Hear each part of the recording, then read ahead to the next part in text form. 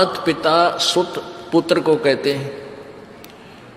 स्त्री जैसे कोई बालक हैं 15, 16, 10 वर्ष के, वो माता पिता के अधीन होते हैं। और बच्चे का समझ में आ गई और माता पिता मना करते हैं तो उनके अधीन है वो।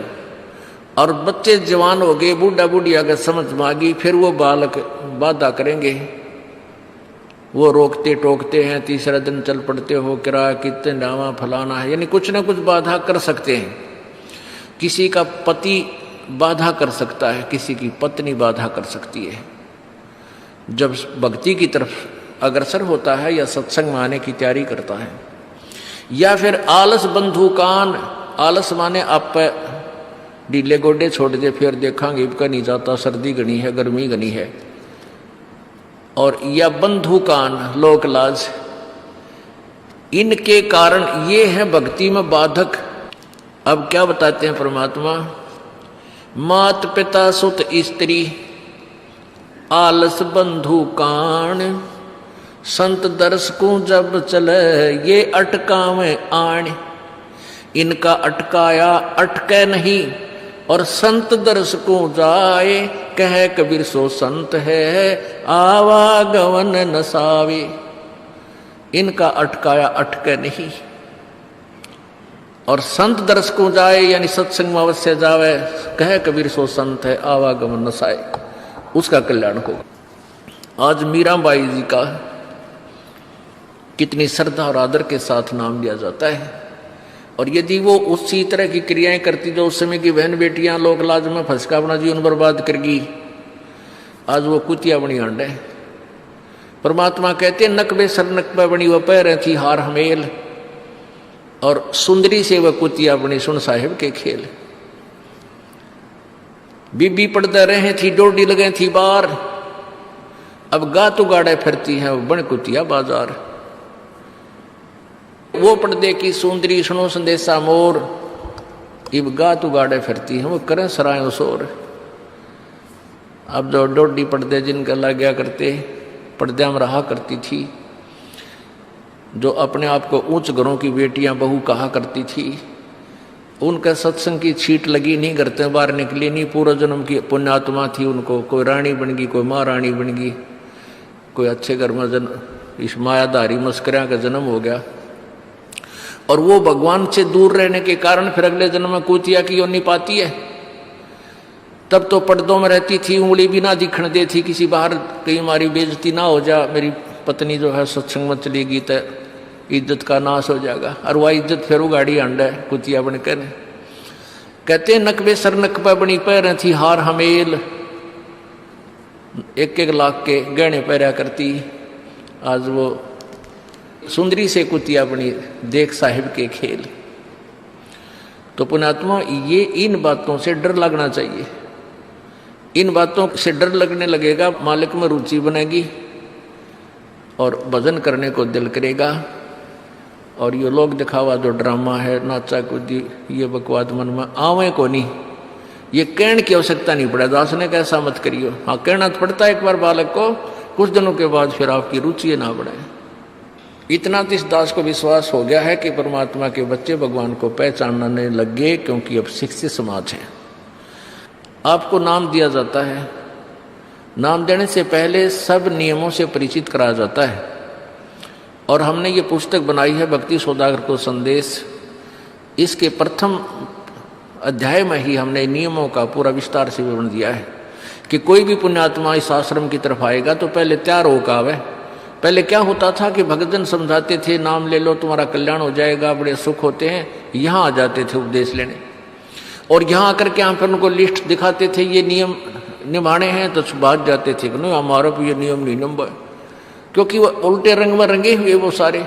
तो अब उनको पहले ये लिख कर दे दिए कि तुम तैयार होकर आ जाना, तुम्हारा मन मानने तो आना, क्योंकि कल्याण होगा इस मर्यादा में रहने से। तो अब ये दास देख रहा है कि अब कितना डर लगता है बहन बेटी भाइयों को, बच्चों को।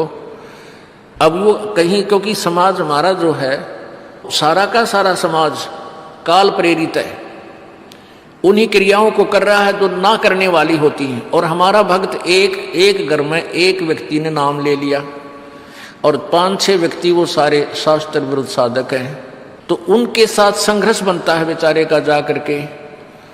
फिर भी वो इतना दृढ़ है, डरता है, आकर पूछता है जी मेरे पे ऐसी गलती होगी, मेरा नाम तो खंडनी हो गया, आगे से नहीं करूंगा। तो कहने का भाव ये है कि पहचानने लग गए तुम परमात्मा को और संघर्ष करना सीख गए, आप सफल होगे, देख लेना एक दिन।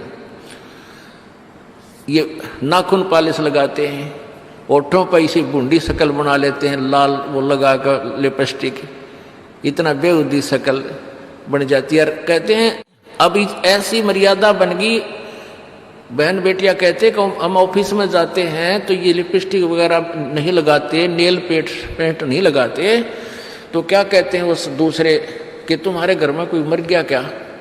अरे थारा गजब भैया, ये बकवाद करने तो सारे जी जाओगे तुम, अकल खत्म होगी। यानी एक मर्यादा बन गई, जो ऐसे उल्टे काम ना करे उसने हे समझन लागे।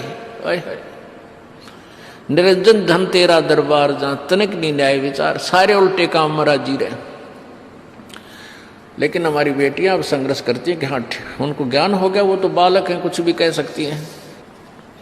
तो अब हम सबको बताते हैं ये ऐसा नहीं करना, क्योंकि पहले हमारा ज्ञान गांव में ज़्यादा चला था। इस दास ने गांव गांव में जाकर प्रचार किया, तो वहाँ तो ये था को ना लिपस्टिक का फंड था, ना कोई नाखून पालिश लाया करती, मेहंदी मुंजी ला लेती, तो यार वो भी मना कर दिया, हमने समझा दिया कि इसका कोई फायदा नहीं है, अपना भक्ति करो। तो वो तो सब एक साधारण सी बात ही छोड़ छाड़ दी।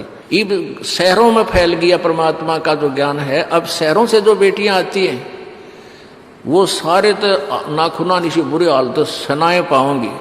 और इधर बिहार में तो और बेगन हो रहा है, कति बुढ़ी बालक सारे लाल ये नाखुना न कति नो कुसूती तरह पेंट करके लाओगे, नो चमकांदे। अब इनको समझाना पड़ता है कि ये नहीं करोगे तो मान जाते हैं कि नहीं आगे नहीं करेंगे हम, क्यों इनकी आवश्यकता भी क्या है? भगवान ने तो कितने सुंदर नाखून पहले बना के दे रखे, इन पर क्या फायदा और बकवाद करने की? तो मालिक ने जो अंग दे रखे हैं वो बहुत अच्छे बना के दे रखे हैं, इसमें हमको फेरबदल करें, ये हमारी वो लोग दिखावा मेकअप है, इसकी हमें आवश्यकता नहीं। अब तो हम आपको बता रहे हैं, समझा रहे हैं पहली बार, फिर आप पे सियाने हो जाओगे, आपकी अब पर रुचि ना करे। जैसे नानक साहब कहते हैं, ना जाने काल की कर डारे किस विध डल जा पासा वे, जिना के सरते मौत खड़क दी उन्होंने के डांसावे। अब प्रसंग था कि साध मिले साड़ी शादी होंगी और विछड़ दिया दिलगिरी वे, अख दे नानक सुनो जहाना ये मुश्किल हाल फकीरी वे।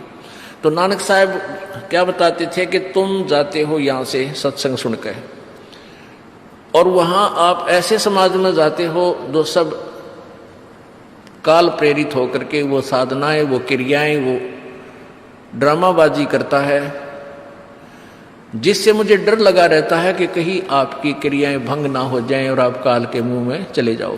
जब तुम वापस आ जाते हो तो मुझे बहुत खुशी होती है कि परमात्मा के बच्चे काल के जाल से बचे हुए, तो उस दिन खुश होता हूं मैं। और तुम चले जाते हो तो मेरी एक तो वो ज्ञान कि यहाँ काल का लोक है, ना जाने कब जाना पड़ जावे, इस कारण से डर से अपनी भक्ति करता रहता हूं।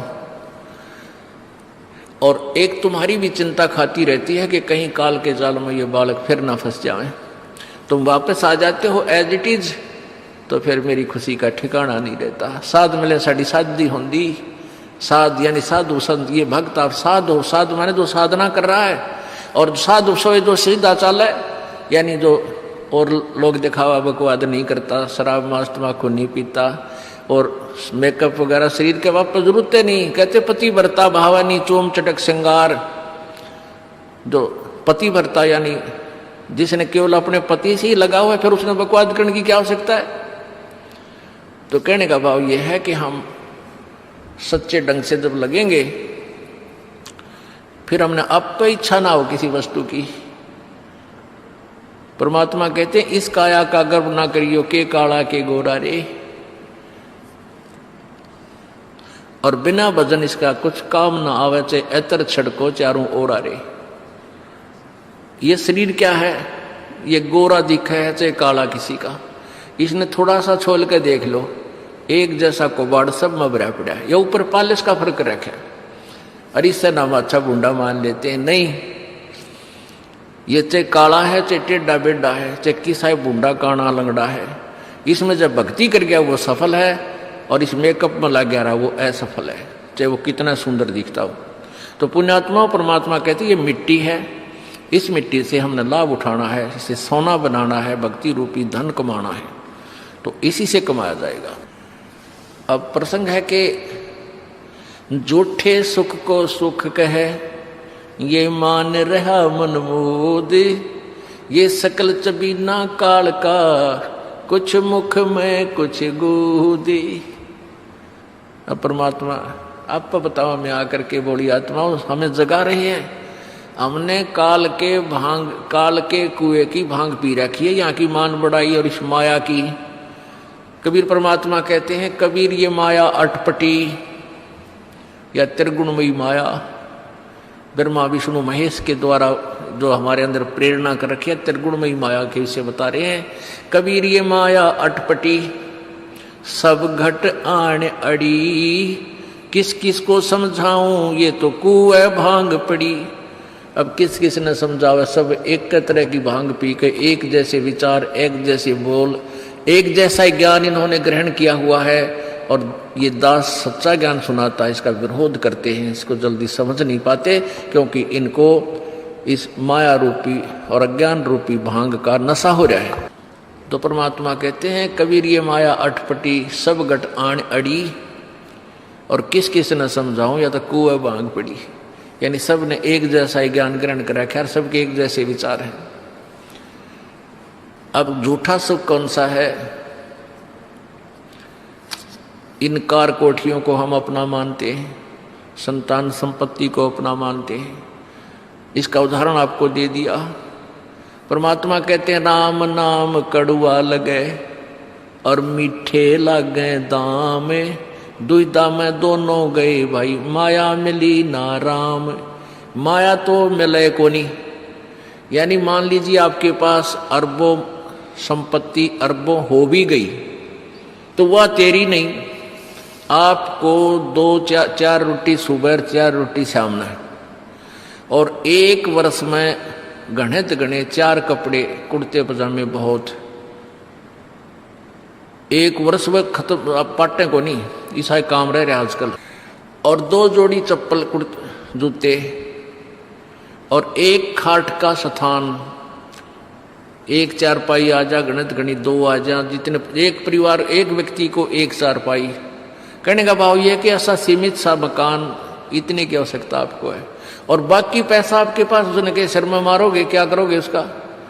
अब या तो कि तो बकवादा में लावेगा, कि तो शराब पीवेगा, कि तो और कोठी खरीद कर गिर देगा, उस पर कोई कब्जा कर लेगा, फिर लट्ठम लट्ठा मुकदमे होंगे, या कोई ले लेगा रिश्तेदार, या कोई मित्र बनकर फिर दे को ना, फिर खेचा तानी रात ने नींद आओ ना, वह रखेगी बेगन में पात्रे, वो माया तने जीर्ण नहीं दे। और माया तो परमात्मा कहते हैं इस जीव की सबसे बड़ी शत्रु है, जो भगवान से दूर करे। अभी झूठे सुख को सुख मान लिया, कार कोठी होगी, बढ़िया व्यापार बिजनेस या कोई नौकरी होगी, तो भगवान से 100 कोस दूर है वो प्राणी।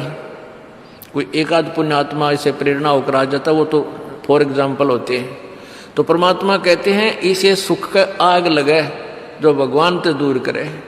परमात्मा कहते हैं वो दुख अच्छा हमारे लिए जो परमात्मा के चरणों में हमें लगाए रखे।